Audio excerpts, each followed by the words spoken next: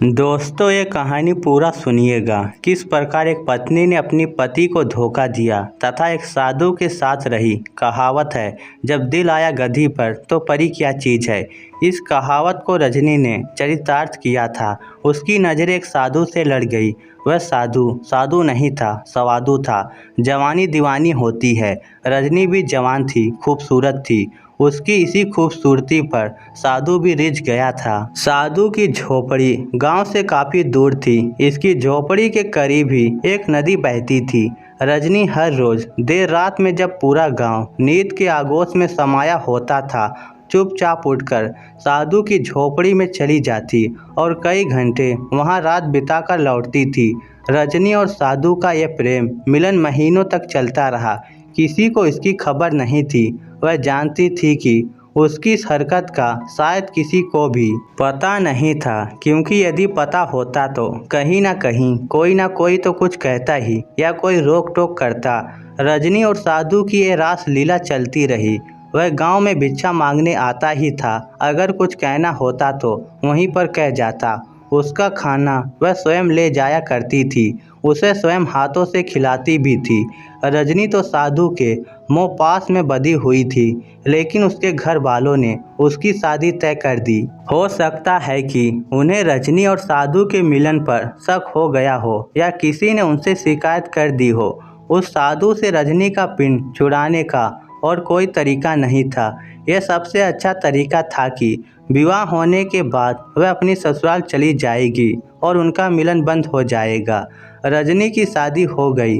2-4 दिन बाद जब वह अपनी ससुराल से वापस आई तो साधु के पास गई। साधु ने रजनी के कई झापड़ लगाए और काफ़ी बुरा भला भी कहा। उस कामी साधु ने यहाँ तक कहा कि अपने पति को छोड़कर क्यों नहीं आ गई। जैसे तैसे रजनी ने अपने प्रेमी को खुश किया। मर्द तिरिया चरित्र के आगे तो मात खा ही जाता है, सो वह भी खा गया। रजनी का फिर वही कर्म चालू हो गया। कुछ दिनों बाद उसकी ससुराल से उसका पति उसे विदा कराने आ गया। उसके पति राकेश के साथ उसके परिवार के और लोग भी थे। 1-2 शायद उसके मित्र भी थे। रात्रि में काफ़ी देर तक खाने पीने का क्रम चलता रहा। रजनी को रात में 12 बजे के बाद समय मिला, तब वह अपने प्रेमी का खाना लेकर चल दी। जब वह घर से बाहर जा रही थी, उस समय उसका पति राकेश जाग रहा था। उसने जब किसी को अर्धरात्रि के समय में जाते देखा तो उसे आश्चर्य हुआ और वह भी उठकर उसके पीछे पीछे चल दिया। रजनी काफ़ी तेज चाल चलती हुई उस साधु की झोपड़ी पर पहुंची। रजनी ने खाना रख दिया। तू अब तक कहाँ थी? मैं भूखा मर रहा हूँ। तेरी राह देखते देखते मेरी आंखें भी पथरा गई। देर हो जाने की वजह से साधु रजनी को तेज स्वर में डांटने लगा। शंकर, रजनी ने कहा, आज मेरी ससुराल वाले मुझे लिवाने आए हैं, इसी वजह से देर हो गई है। साधु ने उसके 2-3 झापड़ और रसीद किए और कहा, तू तो चली जाएगी, उसके बाद मेरा क्या होगा? बोल, क्या बात है? उसने कहा, मेरे अंदर ज्वाला धधक रही है। तुम फिक्र क्यों कर रहे हो शंकर? रजनी ने कहा, मैं जल्दी हो वापस आ जाऊंगी, तुम कल मत जाना। शंकर ने कहा, परसों चली जाना, तुम्हारे बिना मैं कैसे रहूँगा? फिक्र ना करो। रजनी ने कहा, यदि संभव हुआ तो मैं कल रुक जाऊंगी और उसके बाद यदि मैं ज़्यादा दिन तक ना आ पाई तो तुम वहाँ आ जाना। मैं किसी न किसी बहाने से तुमसे मिलने आती रहूँगी, यही ठीक रहेगा। शंकर ने कहा, मैं वहीं आ जाऊँगा, फिर तुम्हें यहाँ नहीं आना पड़ेगा और हमारा मिलन होता रहेगा। राकेश झोपड़ी के पीछे खड़ा हुआ, सब सुन रहा था, सब देख रहा था। उसकी आंखों में खून उतर आया था। उसके जी में आ रहा था कि उसी समय उन दोनों को जान से मार दे, मगर ना जाने क्या सोचकर वहां से चला आया और आकर चुपचाप अपने बिस्तर पर लेट गया। दूसरे दिन राकेश ने जानबूझकर जाने का प्रोग्राम कैंसिल कर दिया। यह जानकर कि जाने का प्रोग्राम कैंसिल हो गया, रजनी बहुत प्रसन्न हुई, लेकिन उसने अपनी प्रसन्नता पति पर या घर के किसी अन्य सदस्य पर जाहिर नहीं की। दूसरे दिन रात्रि में भोजन करने के बाद राकेश चुपचाप वहां से चला गया। वह वहां से तेज तेज चलता हुआ उस साधु की झोपड़ी पर आया। उसने वहां जाकर साधु शंकर के 2 टुकड़े कर डाले और फिर वह वहीं पर खड़े एक पेड़ पर चढ़ गया। वह अपने आप को पत्तों में छुपाए हुए था। करीब 1 घंटे के बाद उसकी पत्नी रजनी वहां आ गई। वह एक हाथ में थाल में शंकर के लिए भोजन लिए हुए थी। उसने दुल्हन की तरह श्रृंगार कर रखा था। रजनी शंकर की झोपड़ी में पहुंची। उसने वहां जाकर शंकर के 2 टुकड़े देखे। शंकर की ये हालत देखकर रजनी की जो हालत हुई वह देखने लायक थी। उसने वही पास में पड़ा हुआ गड़ासा उठा लिया था और नदी के किनारे पर इधर से उधर तक दौड़ती फिर रही थी। निश्चित था कि यदि शंकर का कत्ल करने वाला उसे मिल जाता तो वह उसके टुकड़े टुकड़े कर डालती। प्रेम और विरह की अग्नि ने उसके तन बदन में आग लगा रखी थी। उसने नदी के किनारे पर इधर से उधर कई चक्कर काटे और जब कोई नजर न आया तो गणासे को वहीं पर डालकर लकड़ियां इकट्ठी करने लगी। कुछ लकड़ियां तो उसकी झोपड़ी में थी और कुछ इकट्ठी की और फिर उसके सिर को धड़ से जोड़कर उसने झोपड़ी का फूस नीचे गिराया और धुएं की आग से उसमें आग लगा दी। शंकर की चिता जलने लगी। जब चिता खूब धुदक धुदक कर जलने लगी तो वह थके से कदमों से अपने घर की ओर चल दी। उसके जाने के बाद राकेश पेड़ से नीचे उतरा और वापस चल दिया। वह आकर अपने बिस्तर पर लेट गया। कुछ देर बाद नींद ने उसे अपनी आगोश में ले लिया।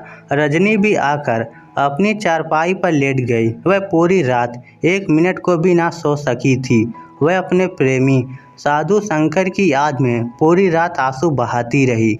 सुबह उठकर प्रतिदिन के आवश्यक कार्यों से निर्भीत होकर तैयार हो गई अपने ससुराल जाने के लिए। यह सत्य है कि नारी का हृदय भी सागर की तरह विशाल और गहरा होता है। उसमें ना जाने क्या क्या समा जाता है। सुबह उसके चेहरे पर रात की घटना की जरा सी भी परछाई नहीं थी। चेहरे पर किसी तरह की कोई सिकन ना थी। राकेश ने भी कमाल का काम किया था। उसने रात को घटना की किसी से कोई जिक्र नहीं किया था। वह अपनी पत्नी को विदा कराकर ले आया था। उसने शायद यह सोचकर अपनी पत्नी रजनी को माफ कर दिया था कि जीवन में गलती किससे नहीं होती। गलती को यदि माफ ना किया जाए तो गलती करने वाला गलती और भी करता चला जाता है। शायद राकेश ने रजनी को इसीलिए माफ कर दिया होगा क्योंकि उसने उसका काम तमाम ही कर दिया था और अब पत्नी द्वारा किसी भी तरह की हरकत करने का कोई चांस नहीं था। मैना हाथ होते देख लिया, मर्द कितने दरिया दिल और क्षमा करने वाले होते हैं। उसने उस औरत को भी माफ़ कर दिया जिसे उसने गैर की बाहों में देख लिया था, जिसे वह जानता था कि वह बदचलन है। माफ़ कर दिया तो क्या हुआ, मैना ने कहा। उसने तो उसके प्रेमी को जान से मार दिया था। खैर, तोता बोला। राकेश रजनी को अपने घर ले आया। वह उससे उसी तरह ईमानदारी से प्यार करता रहा जैसे कि लोग अपनी पत्नियों को प्यार करते हैं। काफ़ी समय बीत गया। उनके मध्य किसी किस्म की कोई बात नहीं हुई। वह दोनों ही अपनी अपनी ड्यूटी निभाते रहे। मगर एक दिन रात में राकेश और रजनी दोनों बाहर बैठे हुए थे। राकेश भोजन कर रहा था। राकेश ने रजनी को संबोधित करते हुए कहा, रजनी, जरा 1 गिलास पानी ले आना। अंदर कैसे जाऊं, डर लगता है। उसकी बात सुनकर राकेश को हंसी आ गई। क्या बात है, रजनी ने कहा। तुम हंस क्यों रहे हो? हंसी इस बात पर आ रही है, राकेश ने कहा। तुम्हें अंदर घर में गिलास लाते हुए डर लग रहा है और उस समय डर नहीं लग रहा था जब तुम आधी रात को शंकर की लाश के लिए नदी किनारे लकड़ियाँ चुराती फिर रही थी।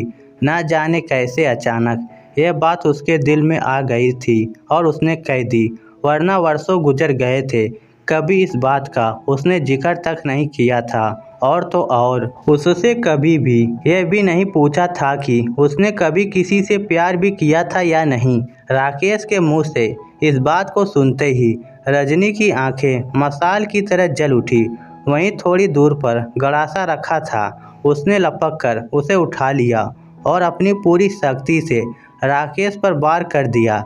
राकेश एकदम सतर्क हो गया था। वह चारपाई से कूदकर एक तरफ खड़ा हो गया।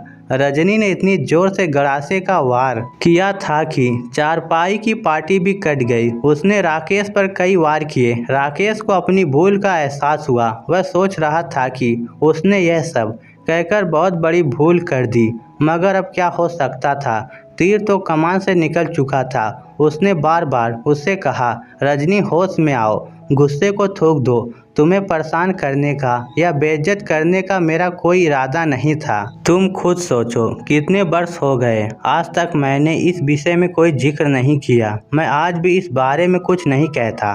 पता नहीं कैसे मेरे दिमाग में बात आ गई और मेरे मुंह से निकल गई। मुझे माफ़ कर दो। रजनी पर राकेश की बातों का कोई असर नहीं हुआ। वह वार पर वार करती रही। रजनी की आंखों में वैसा ही खून उतर आया था जैसा साधु शंकर की 2 टुकड़े हुई लाश को देखकर उतरा था। राकेश ने आज वक्त की राख में दबी चिंगारी को हवा दे डाली थी। उसी वजह से उसके हाथों में गड़ासा आ गया था और वही दृश्य उपस्थित हो गया था। इसी वजह से काफ़ी समय गुजर गया। राकेश को ऐसा लगने लगा था कि रजनी उसे जिंदा नहीं छोड़ेगी। कई पलों के बाद उसने गड़ासा अपनी ही गर्दन में मार लिया। उसने अपनी गर्दन को धड़ से अलग कर लिया। वह मर गई थी। राकेश अपनी भूल पर अफसोस कर रहा था। उसे बार बार अपनी गलती का एहसास हो रहा था। जो होना था वो तो हो गया था। उसका कोई इलाज तो था नहीं। एक तरह से ये कहा जा सकता था कि उसका घर बर्बाद हो गया था, जिसका जिम्मेदार वह स्वयं था। बातों ही बातों में उसकी पत्नी का अंत हो गया था। मेहरबानी यह हुई थी कि उसकी पुलिस रिपोर्ट नहीं हुई थी। यदि रिपोर्ट होती तो लाश पोस्टमार्टम के लिए जाती और पुलिस का चक्कर पड़ता। राकेश ने उसकी अर्थी तैयार करनी आरंभ कर दी। क्रियाक्रम के कुछ आवश्यक कार्य पूर्ण करने के बाद रजनी के मृत शरीर को अग्नि के हवाले कर दिया गया। मैना, हाँ तोते, देख लिया मर्दों को, तोते ने कहा। आदमी कितने दरिया दिल होते हैं। राकेश ने रजनी की भूल को उस समय माफ़ कर दिया था जब उसने उसे उस दशा में देखा था। जिस दशा में देखने के बाद कोई भी मर्द किसी भी हालत में उसे जिंदा नहीं छोड़ता, लेकिन उसने आज भी उसे माफ़ कर दिया था।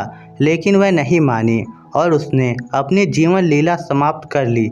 देख लिया मर्दों की दरिया दिली और औरतों की बेवफाई। औरत बेवफा होती हैं। तोते, तुम इतनी बढ़ चढ़कर बातें मत करो। सुनो, मैं तुम्हें मर्दों की बेवफाई की एक और कथा सुनाती हूँ।